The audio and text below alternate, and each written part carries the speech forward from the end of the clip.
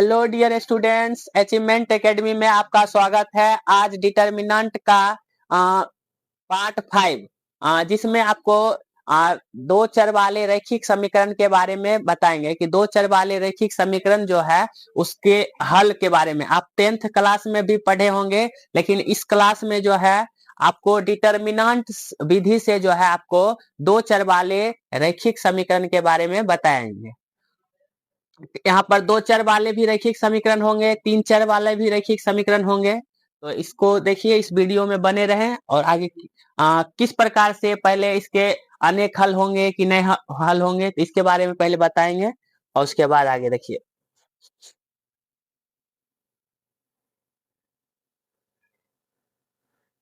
जैसे देखिए, सारणिक में पहले तो ये पढ़ना है कि कौन से समीकरण का संगत हल होगा अथवा किसका असंगत हल होगा।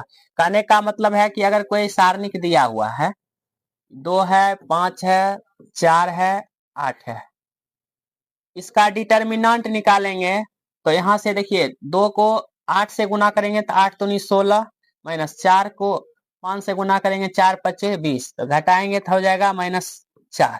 तो अगर डिटर्मिनेंट ए का मान 0 के बराबर नहीं होगा तो इसका हल हो जाएगा क्या, संगत। तो इसका आंसर हो जाएगा संगत। अब ये कैसे आया, जैसे मान लीजिए हम समीकरण लेते हैं 2x + 3y बराबर 5, फिर 5x + 6y बराबर मान लीजिए 7 है। ये दो चर वाले दो रैखिक समीकरण है। इस समीकरण का संगत हल होगा या असंगत हल होगा, इसके बारे में कैसे पता करेंगे। तो पहले हम इससे 3 सारणिक का निर्माण करेंगे। तो एक सारणिक है जिसको हम ए कहते हैं, इसको कहते हैं गुणांक सारणिक या गुणांक आव्यूह पहले बनाते हैं। तो आव्यूह बनाएंगे कैसे, देखिए यहाँ है 2 तो लिखेंगे 2, फिर यहाँ लिखा हुआ 3 तो लिखेंगे 3, यहाँ x का गुना में 5, इसके गुना में है 6 लिख देंगे।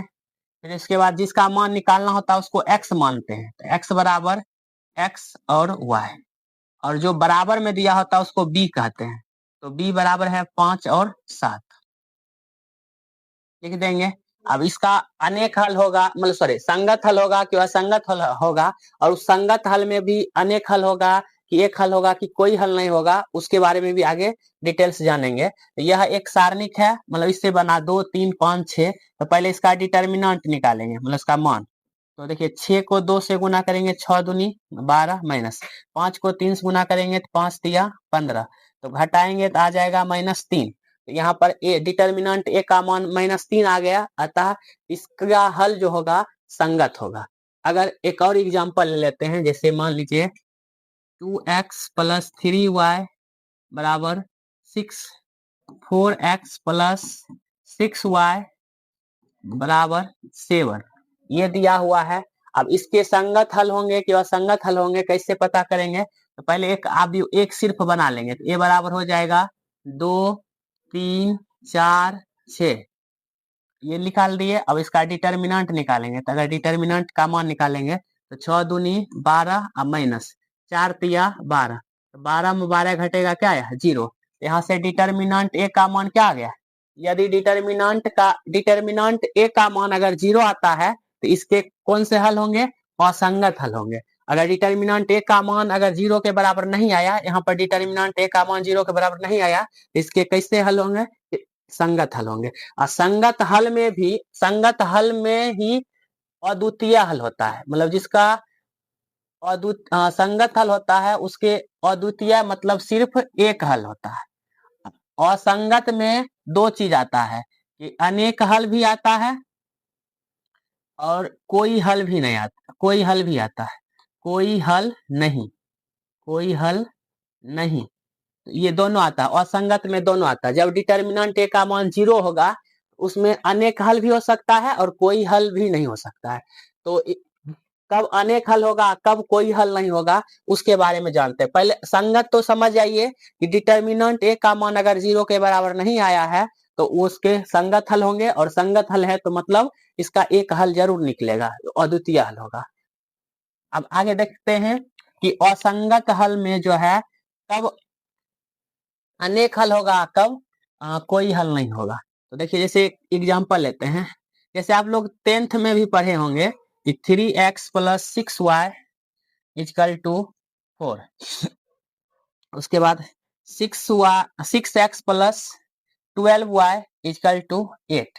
और एक और एग्जांपल इधर ले लेते हैं, 2x plus 3y is equal to 5 और 4x plus 6y is equal to 6 है। इसमें आप 10th में कैसे पता करते हैं कि किसका अनेक हल होगा, कोई हल नहीं होगा, तो इसका अनुपात लेते थे 3 और 6, तो 3 दूनी 6, फिर 6 दूनी 12, 4 दूनी 8, तीनों इक्वल है तो इसके अनेक हल होते हैं। यहाँ पर देखिए 2 बटा मतलब 2 और 4, 2 दूनी 4, 3 दूनी 6, और मतलब ये दोनों बराबर है और ये बराबर नहीं है तो इसके कोई हल नहीं होते हैं। तो ऐसे पता कर लेते हैं 10th में। लेकिन यहाँ पर क्या करना है, तो पहले तो डिटर्मिनेंट ए का मान निकालेंगे, इसको इससे गुना कर 12 तिया 36 माइनस 36, तो 36 घटेगा तो क्या आएगा 0। तो इसमें भी डिटर्मिनेंट ए का मान 0 आया, इसमें भी डिटर्मिनेंट ए का मान देखिए 0 ही आएगा। 6 दूनी 12 माइनस 4 तिया 12, 12 में 12 घटेगा तो क्या आएगा 0। इसमें भी 0, इसमें भी 0। कैसे पता करेंगे कि इसके अनेक हल होंगे कि कोई हल नहीं होंगे, तो इसके बारे में एक और थोड़ा सा और इसको आगे बढ़ाते हैं। तो उसमें एक निकाला जाता है एडजॉइंट, जो कि पहले आपको इससे पहले क्लास में बता दिए। तो एडजॉइंट ए का मान निकाल के उसको बी से अगर मल्टीप्लाई करते हैं, इसमें भी एडजॉइंट ए निकाल के उसको डिटर्मिनेंट उसको बी से गुना करते हैं। तो यदि इसका मान 0 के बराबर आ गया, इसके कोई हल नहीं होंगे। अगर इसका मान 0 के बराबर नहीं आया तो इसके क्या होंगे, अनेक हल होंगे। ये बात को याद रखना कि अगर एडजॉइंट ए इंटू बी बराबर 0 आ गया तो इसके क्या होंगे, अनेक हल होंगे, कोई हल नहीं होंगे। और एडजॉइंट ए इंटू बी का मान अगर 0 के बराबर नहीं आया तो इसके क्या होंगे, अनेक हल होंगे। तो इसको याद रखना है। तो आपको आराम से जो है संगत हल और असंगत हल के बारे में समझ में आ जाएगा। और संगत हल है तो अद्वितीय हल होगा या सिर्फ एक हल होगा, और असंगत है तो इसके लिए 2 हल होगा, या तो अनेक हल होगा या तो कोई हल नहीं होगा। अगर अनेक हल होगा तो इसके बारे में जानने के लिए एडजॉइंट ए और बी का गुणनफल निकालेंगे। अगर उसका मान 0 के बराबर नहीं आया तो इसके अनेक हल होंगे। अगर एडजॉइंट ए इंटू बी का मान अगर 0 के बराबर आ रहा है तो इसके कोई हल नहीं होंगे। ये समझ गए होंगे। अब किस प्रकार से इसको हल करके निकाला जाता है, इसके एक हल होंगे कि जो भी एक हल होंगे, जो अनेक हल या कोई हल नहीं हुआ तो उसको तो हल नहीं कर सकते हैं, लेकिन जिसके एक हल होंगे उसको तो हल कर सकते हैं। तो कैसे करेंगे उसको देखिए आगे बताते हैं। जैसे एक क्वेश्चन ले लेते हैं, मान लीजिए 2x plus 3y is equal to 5। उसके बाद 5x minus 2y is equal to 3। ये दो समीकरण है, ये समीकरण 1 है और ये समीकरण 2 है। इसको हल करते हैं तो 10th क्लास में आप लोग इसको विलोपन, प्रतिस्थापन सब विधि से हल करते होंगे, लेकिन यहाँ पर आपको आव्यूह विधि से इसको हल करना है। तो पहले अभी इससे पहले बताए थे कि जो यहाँ पर x के गुणाम है, y के गुणाम है, फिर x गुणाम है, y गुणाम है, तो इसको मान लेंगे a। तो इसको a मान लिए तो a बराबर है यहाँ से 2, 3, 5 माइनस 2। फिर जिसका मान निकालना उसको x मान लेंगे, यहाँ से x y, और एक जो बराबर में है उसको मान लेंगे b। तो b बराबर है 5 और 3। ये हो गया, ये लिख देंगे। अब चूंकि यहाँ से एक फॉर्मूला होता है, पहले ए इनवर्स निकालेंगे। तो ए इनवर्स निकालने के लिए पहले एडजॉइंट निकालेंगे। तो एडजॉइंट ए निकालने के लिए 2 गुना 2 कोटि में इसको यहाँ लिख देते हैं, तो माइनस 2, फिर ये 2 यहाँ आ जाएगा, फिर यहाँ पर जो भी है दोनों में माइनस दे देना है, तो -3 -5। ये निकल गया एडजॉइंट ए। अब ए इनवर्स निकालने के लिए पहले डिटर्मिनेंट ए का मान निकालना होता है। तो 2 को 2 से गुना करेंगे तो 2 दूनी -4 और 3 पचे -15, तो -4 -15 हो गया -19। ये हो गया एडजॉइंट ए, ये हो गया डिटर्मिनेंट ए। आपको पहले ए इनवर्स निकाल लेना। तो ए इनवर्स के लिए फॉर्मूला आता है 1 determinant of A into adjoint A. तो 1 डिटर्मिनेंट ए का मान है -19 और एडजॉइंट ए का मान निकल गया -2 -3 उसके बाद -5, उसके बाद 2। ये हो गया डिटर्मिनेंट, हाँ सॉरी, ए इनवर्स का मान। तो ये पहले ए इनवर्स कैसे निकाले, तो पहले इसका एडजॉइंट निकाल लेंगे, फिर उसके बाद इसका डिटर्मिनेंट मतलब मान निकाल लेंगे, उसके बाद ए इनवर्स वाला फॉर्मूला लगा देंगे, ए बटा determinant of A into adjoint A, 1 बटा -19, और एडजॉइंट ए का मान जो दिया हुआ था वो लिख दिए। अब अगला देखिए, उसमें उसके बाद क्या करेंगे, एक फॉर्मूला होता है x बराबर a inverse into b. X को क्या माने हैं, x और y, और ए इनवर्स आया है -1 बटा 19, और उसके बाद -2, -3, -5, 2,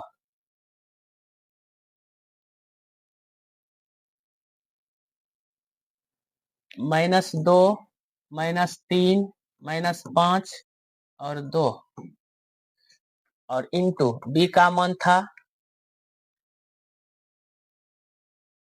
बी का मान है 5, 3, लिख देंगे 5, 3, 5 और 3। अब यहाँ से इसको x y लिख देना है, अब -1 बटा 19 है लिख देना है।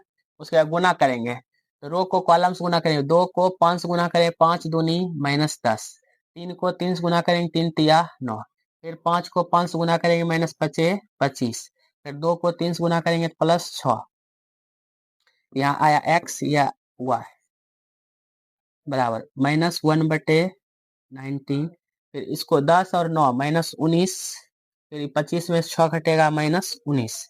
अब इस -19 को अंदर से गुना कर देंगे, तो यहाँ आ गया एक्स वाई बराबर, ये 19 से गुना हो जाएगा तो माइनस प्लस, 19 बटा 19 कट जाएगा, 1 होगा, फिर ये वही 19 से गुना होगा तो माइनस प्लस कट के आएगा 1। तो यहाँ से x का मान क्या आ गया 1, और y का भी मान क्या आ गया ये। तो ये हो गया आपको आव्यूह विधि से जो है 2 चर वाले रैखिक समीकरण हो चाहे 3 चर वाले रैखिक समीकरण हो, उसको जो है आप हल कर सकते हैं आसानी से। पहले जो जो चीज निकालना होता है इसमें देखिए, पहले क्या निकालना होता है, पहले ये समीकरण दिया है 2x + 3y बराबर 5, 5x - 2y बराबर 3। तो यहाँ जो x के कोफिशिएंट है मतलब गुणांक है, इससे एक आव्यूह बनाएंगे, उसको a मान लेंगे। तो a बराबर है 2, 3, 5 -2, 2, 3, 5 -2, फिर x बराबर जो निकालना है तो xy, और b बराबर है 5, 3 लिख दिए। तो इसका एडजॉइंट निकालेंगे, तो एडजॉइंट निकालने के लिए क्या करते हैं, पहले इसको यहाँ लिख देंगे, इसको यहाँ, तो -2 फिर 2, और इन दोनों में माइनस लगा देते हैं, तो -3 -5। अब उसके बाद डिटर्मिनेंट निकालते थे, डिटर्मिनेंट मान निकालने के लिए इसको इससे गुना करते हैं, 2 को 2 -2 से गुना करेंगे तो -4, बीच में माइनस होता है फॉर्मूला में, और 5 तिया 15, -4 -15 हो गया -19। उसके बाद ए इनवर्स वाला फॉर्मूला होता है 1 बटा determinant of A into adjoint A, 1 बटा डिटर्मिनेंट ए का मान है -19, एडजॉइंट ए का मान जो था दिया हुआ वो निकाल दिए। तो ये हो गया ए इनवर्स का मान, और इसमें 2 फॉर्मूला यूज करना है, ए इनवर्स निकालना है, उसके बाद एडजॉइंट कैसे निकालते हैं वो, और ये तो डिटर्मिनेंट सिंपल है।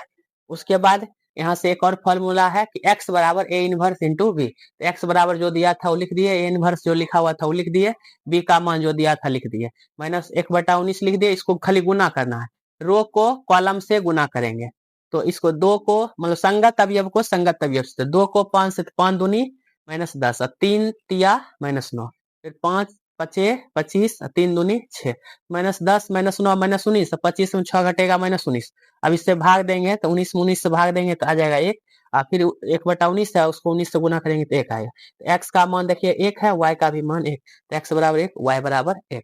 उम्मीद करते हैं ये वीडियो में आप जितना भी पढ़ाए संगत और असंगत समीकरण, या इसके संगत हल होंगे कि असंगत हल होंगे, आप समझ गए होंगे। ठीक है, थैंक